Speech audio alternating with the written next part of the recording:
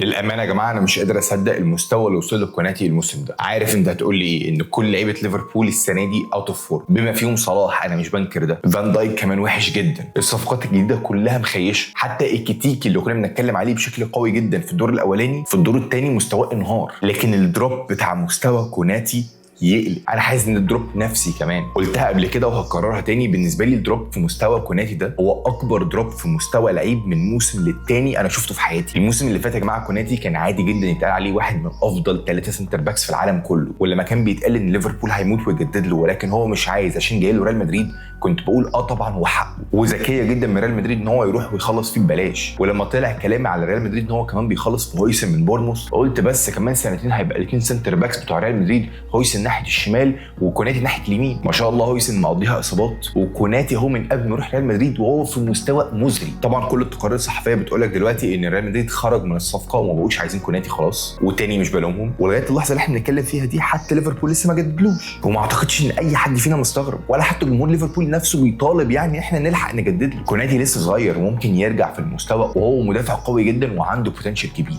لكن الدروب في المستوى ده دروب انا لغايه دلوقتي حتى مش قادر افهم ايه اسبابه. في ماتش جالاتا سراي بس قلش الكوره في 3 هجمات مختلفه لجالاتا سراي. انا هنا بتكلم على نوع غلطه واحد هو قررها في الماتش وهي القلشه. ده غير بقى طريقه وقفته ما بقتش صح، مش عارف يظبط الاوفسايد مع فان دايك، فجاه فقد اي نوع من التناغم مع اي حد، لدرجه ان انا وبابايا واحنا بنتفرج على الماتش امبارح وصل بينا الحال ان احنا كنا بنقول لو فريمبونج جاهز ينزل يلعب هو رايت باك ويطلع كوناتي ويدخل جوميز هو لسنتر باك. انت متخيل لما حد يكون بيتفرج وبيفضل جوميز عليك؟ حقيقي الموضوع في غايه الغرابه بالنسبه لي.